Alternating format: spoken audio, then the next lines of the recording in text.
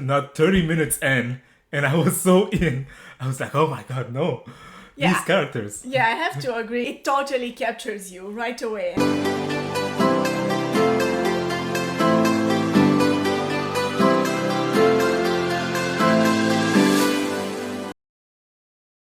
What's up, everybody? I'm Rick. And I'm Anna. And today we're going to review the 1934 movie, The Barretts of Wimpole Street. For those of you who don't know, this channel is dedicated to Rick and my bucket list of 101 goals and dreams that we hope to accomplish in our lifetime.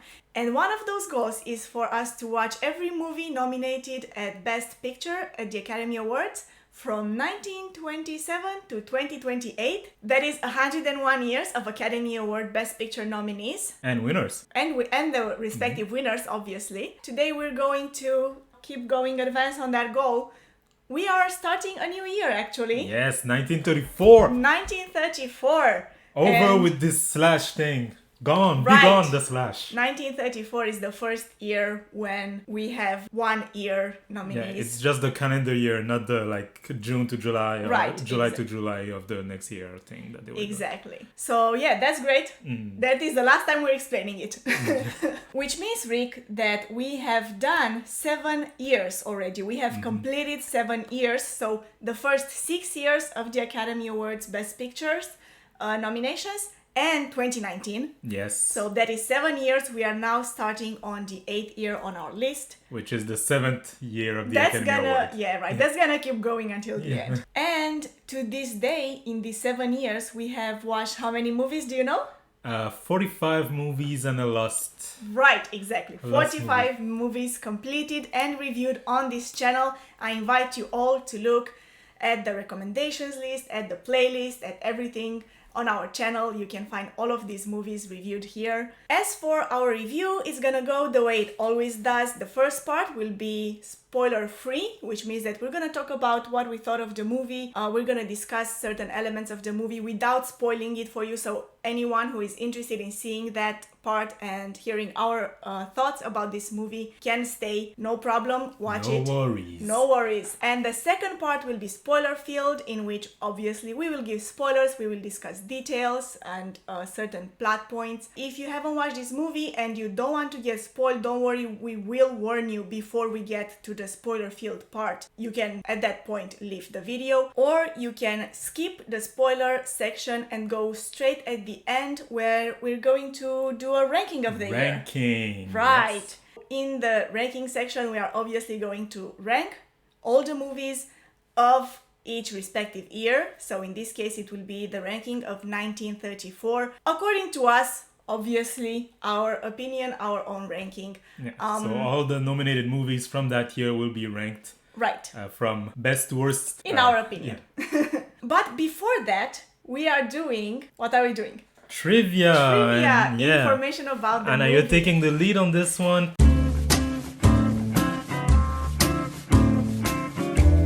I am, and I have to tell you, Yeah. I was excited because Yeah. it's the first one where I did the research on the movie and I found out some really interesting stuff. Oh. Yeah. I'm curious. So let's get going. So first of all, The Barretts of Wimpole Street, a 1934 Metro-Goldwyn-Mayer movie. It came out on September 21st, 1934. It is based on a famous 1930 play of the same title by Rudolph Bessier. The movie was directed by Sidney Franklin, who also directed...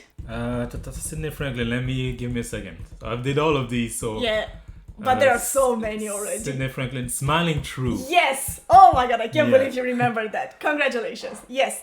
Sidney Franklin, also the director of Smiling Through. And it stars Norma Shearer as Elizabeth Barrett, who we also saw in... So Norma Shearer, I remember, Canadian actress, The Divorcee, Smiling True. Yes. And actually we also saw her in the Hollywood Review of 1929.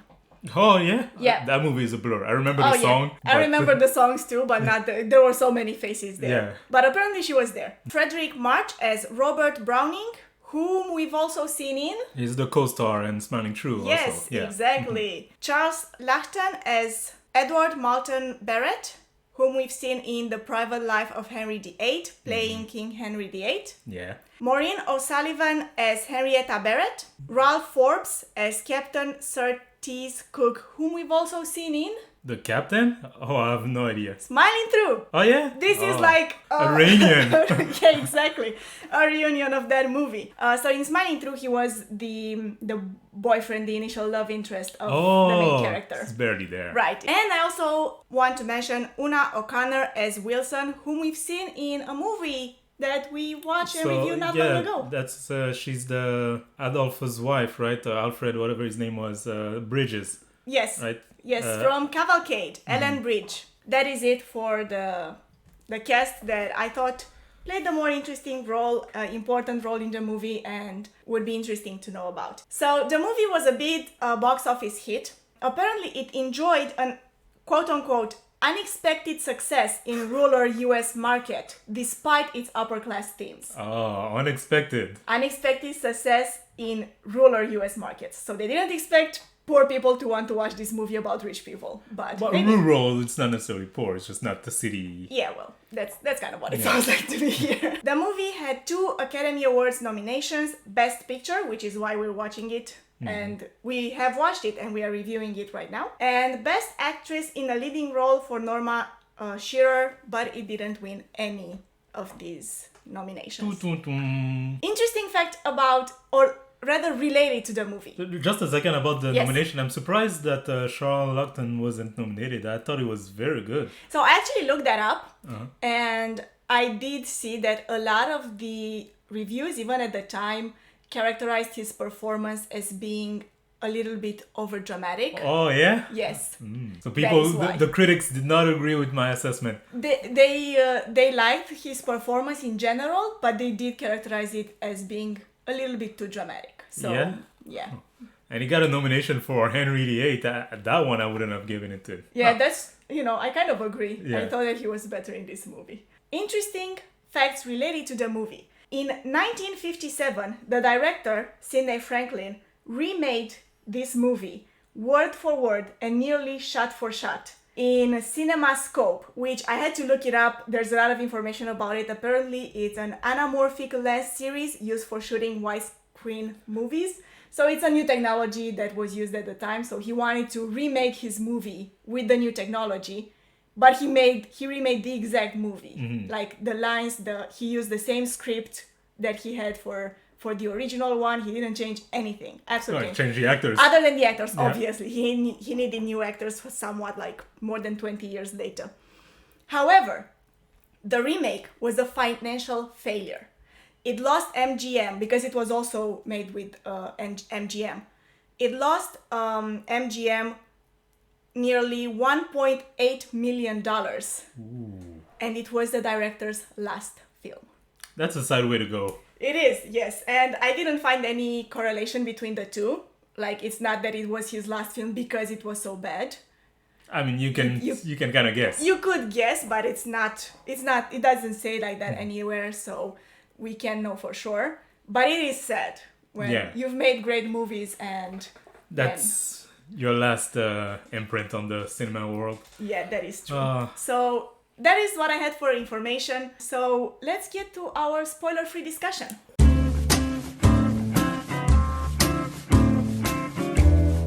Rick, it is my turn now to ask the question. What did you think of this movie? I love this movie. I actually really liked it. I gotta say, like, as it was starting, watching a movie, oftentimes it is about mood, and sometimes you're in the mood for something, sometimes you're not, like, depending on what type of movie this is. And as it was starting, I was like, do I really feel like watching this movie with this uppity, high-class people arguing about, like, trivial matters? But, like, not 30 minutes in, and I was so in. I was like, oh my god, no. Yeah. These characters. Yeah, I have to agree. I mean, I agree with that. It totally captures you right away, and you want to know what's going on. And I have to say, I'm gonna go, like, straight against the grain here with the critics of the time. To me, like, one of the elements that made me want to watch more and more was Charles' character, was the dad. He plays the dad. Like, he gets you, he plays his role in a manner that, like, right, you can't be indifferent to him. Yeah, exactly. It gets a reaction out of you. Exactly, yeah. Like, right away. It's really... I thought he did a great job. I thought he did a great job, too. What did you think, though, of the dialogue, let's say, the script? The script? I thought that it was an interesting element of this movie, the Oh, dialogue. how so? Because just of the way they were talking. It was sometimes, or oftentimes, so like overly poetic, so to Yeah, say. or It was like convoluted. over the top, Yeah. full of flowery words here and there. Like, Flowery seriously, words, yeah. like, I don't know how to No. describe it better. I gotta say, definitely at the end, there's a certain scene very important for the plot, which we had to watch a second time because of the heavy uses of euphemism, metaphors. Right. And like you're like, oh, I think I got what he's trying to say, but what But is not he really. like? Yes. Yes, exactly. So we had to like rewind once and then see, like, listen exactly to what he's saying and Right. like pull the truth out of the metaphors. It was so I agree that the script is kind of convoluted at times, but maybe this is how people were talking. But- I brought up the point when we were watching the movie. I asked you, is it really how people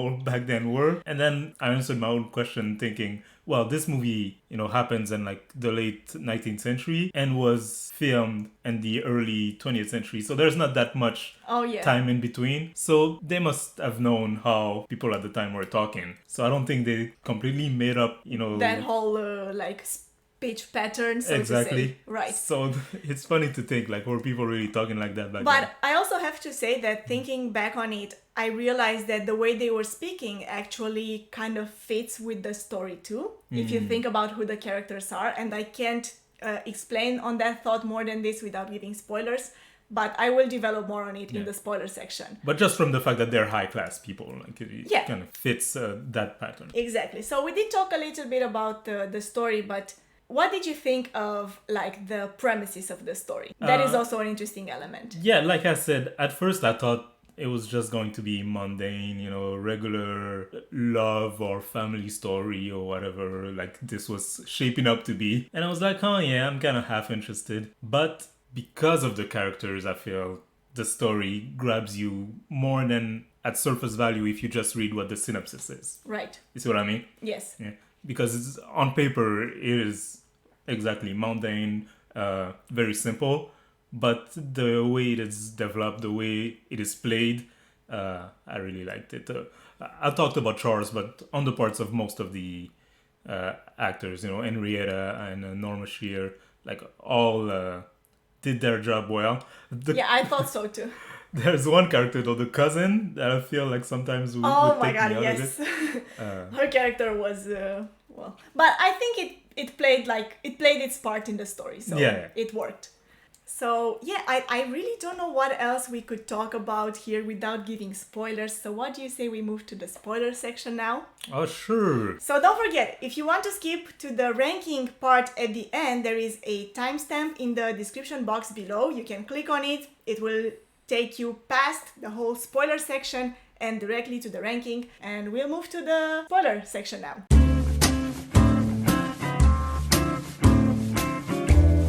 So, spoiler section, we'll start with a short synopsis of this movie. So, Elizabeth Barrett's tyrannical father has forbidden any of his family to marry. Nevertheless, Elizabeth falls in love with the poet Robert Browning. Interesting thing here. And the reason why I actually asked you, even in the previous section, what did you think of the premises of the story? Like of the starting point, which is this father, this tyrannical father who forbid his children from ever getting married. Yeah.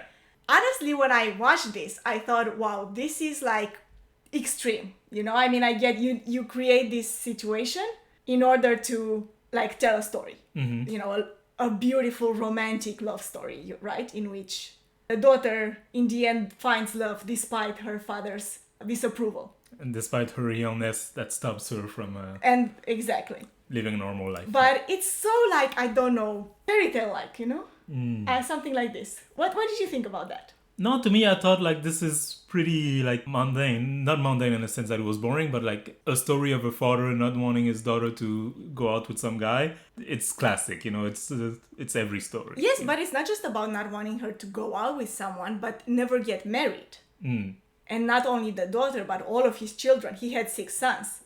Yeah. So but I the thought sons, that it was, the sons are kind of not really Not in present the story, right? in the story. But anyway, my thoughts of this whole thing, which was, okay, it's an interesting movie, it's an interesting story, I really enjoyed it, but it's not, I don't know, it felt exaggerated to me. But everything blew up when I found out that the story, the father, the children, the daughter, the poet, the love story, it's all real. Tum, tum, tum. Really? Did you know that? Real in a sense that it is real or based on a true story? So, real and then story. Dramatized heavily. Robert Browning, real 19th century poet, married Elizabeth Barrett Browning when he was 33 years old and she was 39.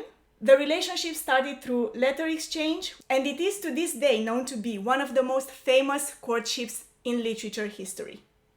The poet Elizabeth Barrett was indeed bedridden for most of her life. She was sick. She suffered from several illnesses throughout her life that the doctors couldn't really figure out at the time. She was taking numerous medicine, including opium-based medicine and morphine, because of the pain. The pain. And one of her illnesses actually prevented her from being able to move around freely too much, thus her being forced to spend most of her time indoors. She spent most of her time in her father's house, locked in her room, and not being able to get out of bed. So the whole story is true. Oh. Everything is true. Even the part with the dad? The part with the dad is also true. The dad didn't let any of his children get married. He had 8 sons and 4 daughters. At the moment when we see them in the house, in the story, it actually corresponds to the real life events. By that moment in time, 2 of his sons and 1 of the daughters had died. Oh, okay. So the poet Robert Browning eloped with Elizabeth Barrett. They got married secretly because they knew that her father wouldn't agree. When the father found out about it, he disinherited Elizabeth. He did the same thing for every other child who ever left the house to get married. Really? Yes. I couldn't find an information about how many. How many of them did it? I don't know. Yeah. I have no idea. But apparently she guessing wasn't the only Henrietta one. probably. If the movie holds true to that part, probably yes. And Robert Browning, together with Elizabeth Barrett Browning, after their marriage, spent the rest of their life in Italy. So like the movie. So yeah, everything fits like to reality. It's true. All of it. All of it is true. So I was shocked to see that, honestly. I was so surprised, right? It kind of gives another color to the whole thing to know that it's a true story. Right? Exactly. Yeah, I'm not sure what to think about that. It's impressive is not the right word. It's surprising. It is indeed. Tell me, Rick, are there any scenes, any elements that you thought were like interesting or that you thought we should talk about now? Yeah, I mean, I've made mention of it briefly in our non-spoiler discussion, but that scene where the dad has his big speech at the end with the confession of what happened or between him and the mom who, by the way, is barely ever mentioned the whole time, and she's gone. We don't know in what circumstances. You assume she's dead, right? But they never say how. Maybe she's not even dead. Maybe she left. I don't know. They don't mention her. Yeah, in the movie, it's not mentioned. Except in that one moment where he talks about the fact that Elizabeth is the only child that was born out of love between him and the mom. All the other kids, by the time they were born, love was long gone, and he kind of implies in a long speech that he was kind of raping the mom or something. Yeah, you understand that. I mean, he doesn't say it clearly, and I think it's like left ambiguous on purpose. But there's a lot of... But there's the hint that we're getting. Metaphorical references to dragon, which I assume is meant to illustrate the sexual desire. He says he strangled the dragon with his bare hands and now he's living this pious life, praying to God and stopping any of his children from getting even close to sex, not even getting in a relationship. And so to me, that scene was not a turning point because it's the end of the movie, really. It's a turning point for a lot of the characters. For Elizabeth, definitely, because that's when she decides, like, I have to get out of here. F this, I'm out, yeah. But it's a turning point for us as viewers too, I think, because you see the dad in a whole new light. Because up to that point, I thought, man, this guy's a jerk. but deep down he's doing it because he loves his kids, you know. But after that scene, because that scene, it doesn't stop there. After giving that whole speech to Elizabeth, he gets a bit too comfortable with her, a bit too Right, close. a bit too touchy. Yeah, a bit too touchy, gets creepy, and then I'm like, oh no, this guy is an He's- other level of Of weird, of wrong. despicable Yeah, character, exactly. you know. Like, if there was any chance for him to have a redeemable quality, it all went away in that point, in that Yeah, scene. and- Which is great, actually, which I think made his character so great for the movie, because he makes you hate him passionately. As a character, I mean. You know, but that's what... That's the purpose of That's it, the you know, and purpose, that's why I was exactly. saying, like, he plays his role wrong because he doesn't leave you indifferent. As you watch him, you're annoyed by him. Yeah. You're creeped out by him at the ending, you know, and then annoyed again when he threatens to kill the dog.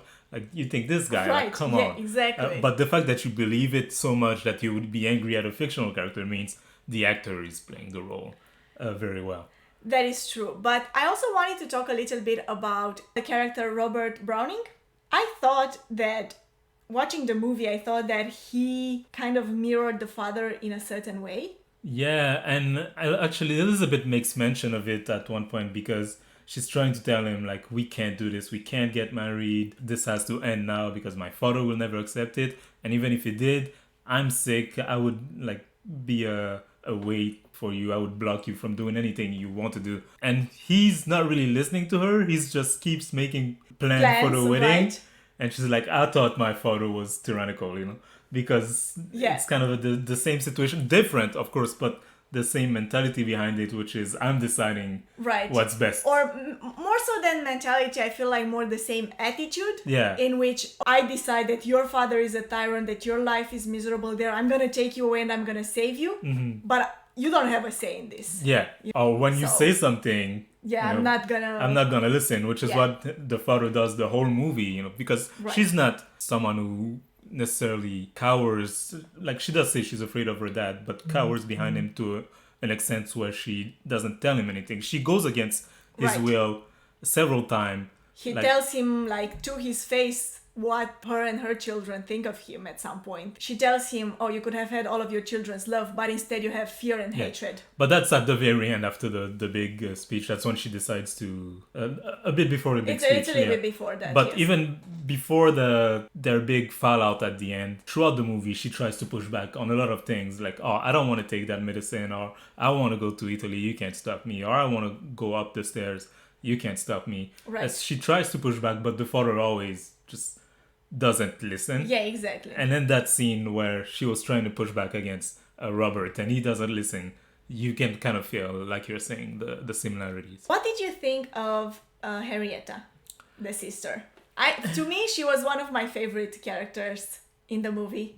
Yeah, I liked her too. I like the fact that she was also, contrary to a lot of the other siblings, which, I mean, through no fault of their own, they're not really in the movie, so Yeah. they don't have a chance to really show what they're about. But because of that, they're kind of all bland. You know, all the boys could be the same person. I don't even know. Oh yeah, they even look the same, all the actors. And when I Yeah. saw them in the back there by the bed in that image, I was like, okay, I have no idea who you are. And so Henrietta comes off as one of the few with her unique personality. She plays off against the dad very well because she's also someone who pushes back. Right. And even when it seems like the dad wins, you know, at the end with this whole thing with the captain, because she wants to date this captain. The Right. dad doesn't want them to see each other. And she accepts to swear on the Bible that they'll never see each other, that she'll stay locked in a room. But afterwards, she goes see Elizabeth and she's like, I'm not going to do it, fuck him, you know? Yeah, And so- exactly.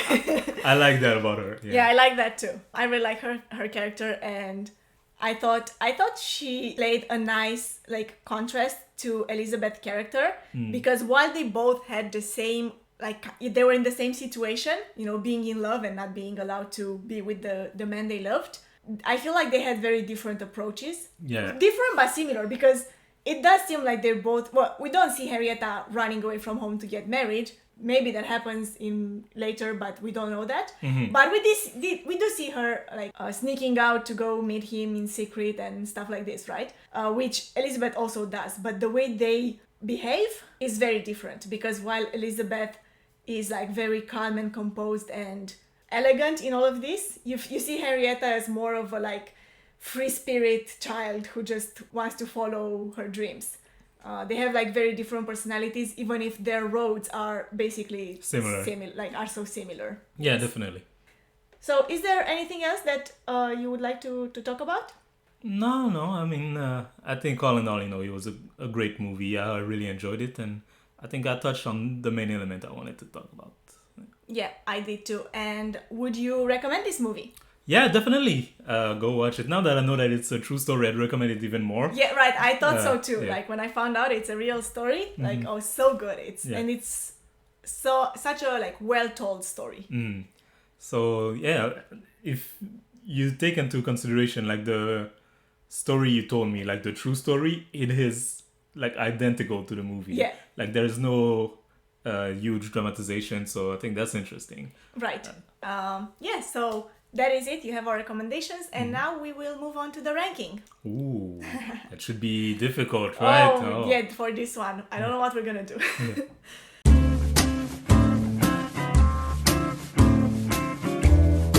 So for the ranking, what do you think? Where do you think we should put this movie on our list of 1934 movies?